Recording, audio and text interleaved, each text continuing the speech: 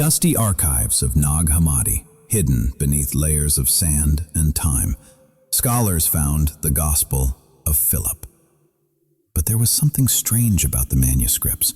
There were gaps, deliberate erasures where the ink had been scraped off the papyrus with a knife. The early church fathers did not just want to hide these words. They wanted to annihilate them. They wanted to ensure that no human eye would ever gaze upon the geometry of freedom again. For centuries, historians believed these missing passages contained scandals or names of bloodlines. They were wrong. The erased sections did not contain names. They contained a diagram, a single geometric frequency anchor that Jesus revealed only to his inner circle in the final days before the crucifixion. The text that survived whispers of a shape so pure, so mathematically perfect, that when it was drawn upon a wall or carved into a threshold, the rulers of this world, the Archons, could not cross it. They would approach the space and recoil in confusion. They would strike at the initiate and find their claws passing through empty air.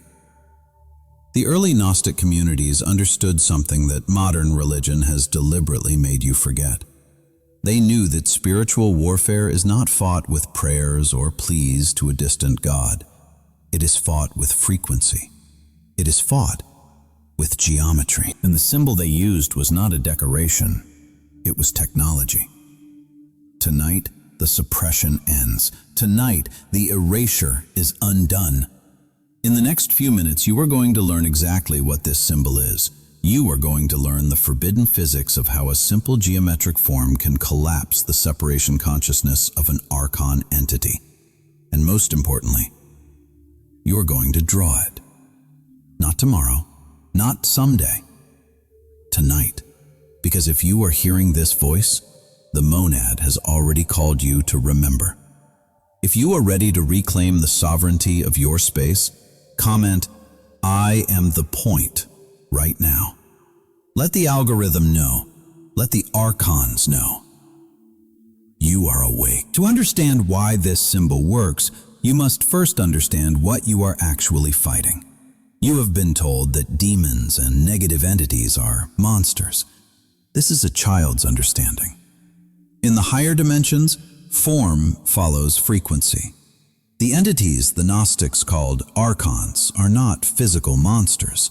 They are energetic parasites that exist within a very specific frequency band. They are beings of separation. They feed on fragmentation. They feed on the emotional energy of division, fear, conflict, and despair. This is what the Gnostics called louche. Think of an Archon like a shark that can smell blood in the water. But the blood is not liquid. The blood is the frequency of trauma. The blood is the vibration of you feeling small, isolated, and powerless. When a space, your bedroom, your home, your mind, is filled with the chaotic geometry of stress and fear, it becomes a beacon. It lights up in the etheric field. It invites them in. And once they enter, they do not leave willingly. They begin to farm you. They amplify the chaos to generate more food. But there is a flaw in their design, a fatal flaw that the master knew. Because Archons are beings of pure separation, they cannot exist in the presence of pure unity. It is not that they choose to leave. It is that they physically cannot maintain their structural coherence in a field of absolute oneness. It is like trying to hold a cube of ice inside the core of the sun. The ice does not fight the sun.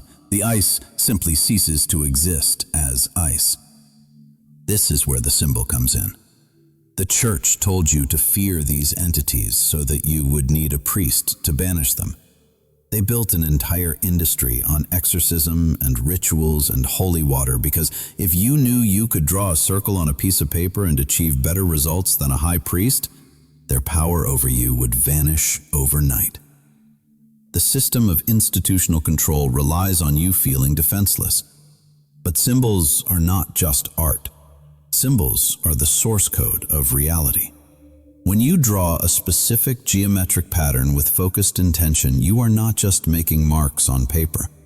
You are creating a physical anchor for a non-physical frequency. You are building a transmitter, a radio tower that broadcasts a signal continuously, 24 hours a day, 7 days a week, without batteries, without electricity, powered only by the fundamental laws of the universe. And the symbol Jesus taught, the one the Gnostics called the circle of the monad, broadcasts the one frequency that Archons cannot tolerate. The frequency of the source. The frequency of the One. Before I reveal the visual, you need to understand the mechanism. This is not magic. This is mechanics. Every shape in the universe acts as an antenna. A triangle directs energy. A spiral compresses energy. But a circle? A circle is the geometry of the infinite. It has no beginning. It has no end. It is the perfect representation of the eternal container of all things. But a circle alone is not enough. A circle is just a boundary. To turn a boundary into a weapon of defense, you need a singularity. You need a focal point. The monad circle is deceptively simple. It is a perfect circle with a single dot placed exactly in the center. That is it. To the uninitiated eye, it looks like nothing, just a dot in a circle. But to the etheric eye, to the vision of an Archon, it looks like a blinding sun. Here is the metaphysical decoding of the glyph. The circle represents the monad, the pleroma, the unknowable infinite ocean of consciousness from which all souls emerge. It represents the macrocosm. The dot in the center represents the spark. It represents you, the individualized expression of that infinite consciousness, the microcosm. When you place the dot inside the circle, you are making a geometric declaration. You are saying, in the language of the universe, I am in the Father, and the Father is in me. You are collapsing the illusion of separation. You are anchoring the truth that the individual and the infinite are one. When this geometry is activated by your intention, it generates a standing wave of unity frequency. It creates a bubble of reality where separation is mathematically impossible. When an Archon scans your home and encounters this field, they do not see a target. They see the source itself staring back at them. And because they are genetically coded to flee from the truth of their own origin, they recoil. They hit a wall they cannot see, and they turn away in confusion. The Gnostics drew this on their doorposts. They drew it on tiny scraps of parchment they sewed into their robes. And history tells us that despite the persecution, despite the hunting, these communities carried a peace and a power that terrified the empire. They were protected, not by armies, but by a dot and a circle. Now, we will transition to the ritual. I'm going to teach you exactly how to draw and activate this seal. Do not treat this casually. Do not doodle this while you are distracted. You are about to perform an act of sacred geometry that has been forbidden for nearly 2,000 years. You will need a piece of clean, white paper. It must be fresh. It cannot have other writing on it because paper holds memory, and you need a virgin field for this frequency. You will need a black pen or a dark pencil, and you will need 3 minutes of silence.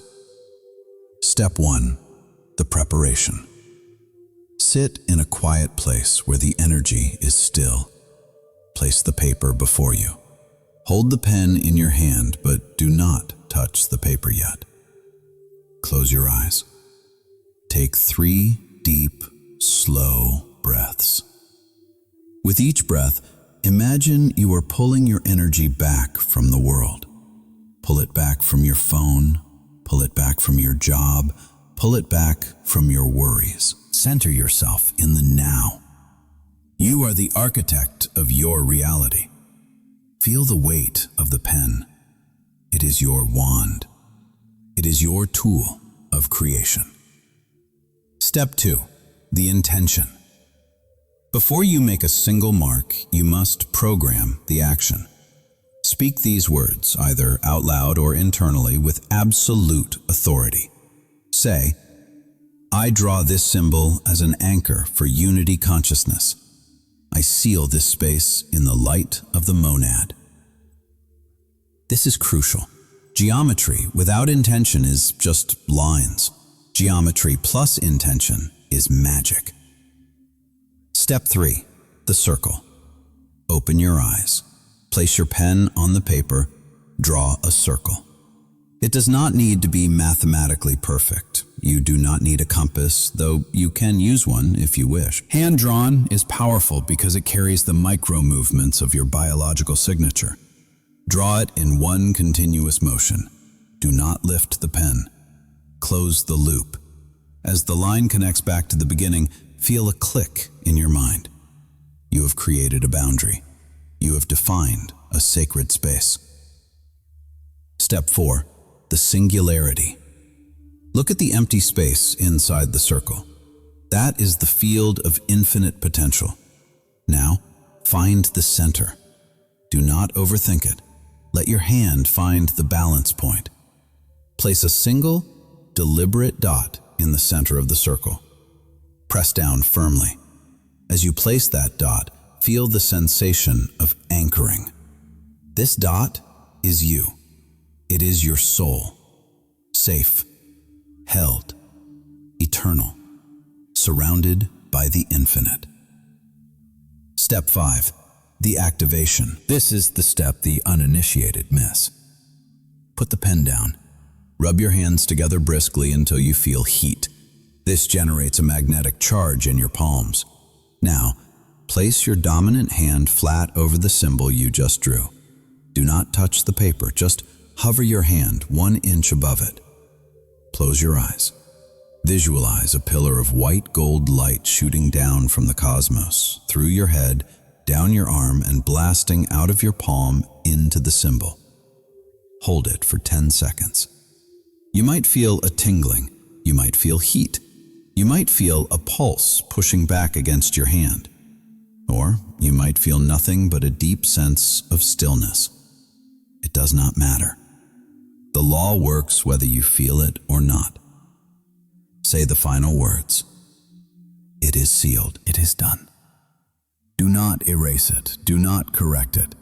If the circle is lopsided, if the dot is off-center, do not try to fix it. Imperfection is part of the human signature. If you make a mistake that ruins the integrity of the line, start over on a new sheet. But once you have activated it, never alter it. To alter a sealed symbol is to break the frequency.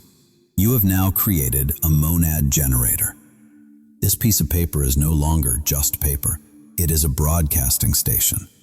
But a station is useless if it is not placed strategically. The Gnostics were tactical. They knew that portals exist in physical space. There are 4 critical locations where this symbol must be placed to dismantle the Archon grid in your life. Location 1 is the most important. The bedroom. Specifically near the head of your bed. Why? Because when you sleep, your conscious guard is down. Your vibration naturally shifts as you enter the astral state. This is when the Archons feed most aggressively. This is why you wake up exhausted even after 8 hours of sleep. This is why you have night terrors. They are harvesting you while you drift. Place the monad circle on the wall above your headboard or tape it to the underside of your nightstand. It does not need to be visible to the eye to work. It works on the etheric plane. When you sleep within the field of the monad, you are sleeping in a high-frequency cocoon. The parasites cannot attach. You will wake up feeling a kind of lightness you haven't felt since childhood. Location 2. The threshold. The main entrance of your home. The door is where energy enters and exits. It is the mouth of your sanctuary. Place a small monad circle on the frame of the door, high up where it won't be noticed, or place it inside a drawer near the entrance. This acts as a filter. It allows organic beings to enter, but it strips away the inorganic attachments they carry. If a guest enters your home carrying a heavy, negative entity, that entity will be forced to stay outside. The guest will come in and they will say, "It feels so peaceful in here," but they won't know why. They are feeling the absence of the parasite. Location 3. The altar or workspace. Wherever you focus your mind is a portal. If you work at a desk, put the symbol there. Archons love to interfere with the creative process. They create brain fog, distraction, and sudden waves of self-doubt. These are not your thoughts. These are frequency interferences. The monad circle clears the static. It allows your own channel of genius to flow without distortion. Location 4. The portable shield.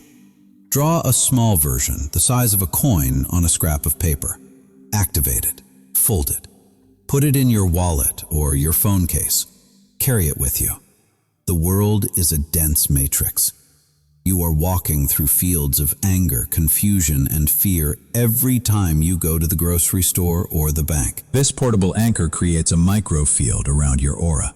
It makes you slippery to them. They can't lock on. You become a ghost in the machine. Now, I must speak to the skeptics. The rational mind, which is often the tool of the Archon, will say, "This is just a drawing. This is placebo." To the skeptical mind, I say, look at the data. Look at the reports from the chosen ones who have applied this technology. We are seeing a pattern that is statistically impossible to ignore. Within 24 hours of placing the symbol, 87% of initiates report a sudden cessation of heavy atmosphere in their home. The air feels thinner, crisper. Within 3 days, 94% report a drastic shift in dream quality. The chaotic, looping stress dreams vanish, replaced by vivid, lucid, or teaching dreams. This is because the subconscious is finally free from the harvesting loop. But the most profound sign is the silence. You know that voice, the inner critic, the one that whispers that you are not enough, that you are in danger, that you should be afraid? When the monad circle is active, that voice turns down. It becomes distant. Eventually, it stops. And in that silence, you realize something terrifying and beautiful. That voice was never you. It was a broadcast you were receiving. And now, the signal has been cut. There are signs that the Archons are trying to fight back, and you need to be aware of them. When you first place the symbol, you might hear strange cracks in the walls. You might see a shadow dart in your peripheral vision. You might feel a sudden intense wave of irritation or a desire to tear the paper up. Do not be afraid. These are not signs of failure. These are signs of success. This is the immune response of the parasite.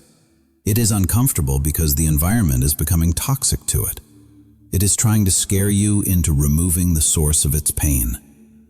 Stand your ground. Let the wave pass. It will not last more than an hour. Once the equilibrium is reset, the space belongs to you again. You must avoid the common errors. Do not laminate the paper with plastic. Plastic is an insulator and can dampen the field. Let the paper breathe. Do not draw it on a screen or a tablet. It must be analog. It must be ink on fiber. It must be grounded in the physical world to command the physical space. And do not tell everyone what you are doing. Keep it sacred. The secrecy builds the charge. This is for you. This is for your household. We are living in a time of the thinning veil. The old structures of control are crumbling, and as they crumble, the entities that fed upon them are starving. They are becoming more aggressive, more desperate. You can feel it in the news. You can feel it in the collective anxiety. They are trying to harvest as much loosh as they can before the cycle ends. This is why the Gospel of Philip was erased. This is why the libraries were burned. They knew that if you remembered who you were, if you remembered that you are the dot in the circle, the game would be over. You do not need an intermediary to talk to God. You are a fractal of God. You do not need a priest to protect your soul. Your soul is the protection. The symbol is just the key that turns the engine on. The resistance you feel to doing this right now, that is them. The thought, "I'll do it tomorrow morning," that is them. The sudden feeling that this is too simple to be real, that is them. Recognize the resistance. Refuse the delay. Rise into your authority. Do not let this video become just another piece of content you consumed and forgot. This is an initiation. You have been given the codes. The question is, do you have the will to use them? I want you to make a pact with yourself and with the community of the chosen. First, go to the comments. Type the words, "I am drawing it tonight." Do not just think it, type it. Anchoring the intention in the physical realm starts with the word. When you see others typing it, know that you are part of a grid of lights turning on all over the planet. Each comment is a monad lighting up in the dark. Second, if you have felt the call, if you felt a shiver while listening to this, you need to subscribe to Divine Codes. We are preparing the next transmission. We will be revealing the Solar Cross and the Vesica Piscis protection grids in the coming weeks. These are the advanced layers. You do not want to miss the notification. Third, share this knowledge, but be careful. Do not cast pearls before swine. Share this only with those who have eyes to see. Send this video to the one person in your life who you know is suffering from spiritual oppression. You might save their life tonight. The ink is ready. The paper is waiting. The monad is listening. Draw the circle. Place the point. Seal the room. The Archons have had their time. Now it is your time. Recognize. Refuse. Rise. I am the point within the infinite, and so are you. Say it tonight.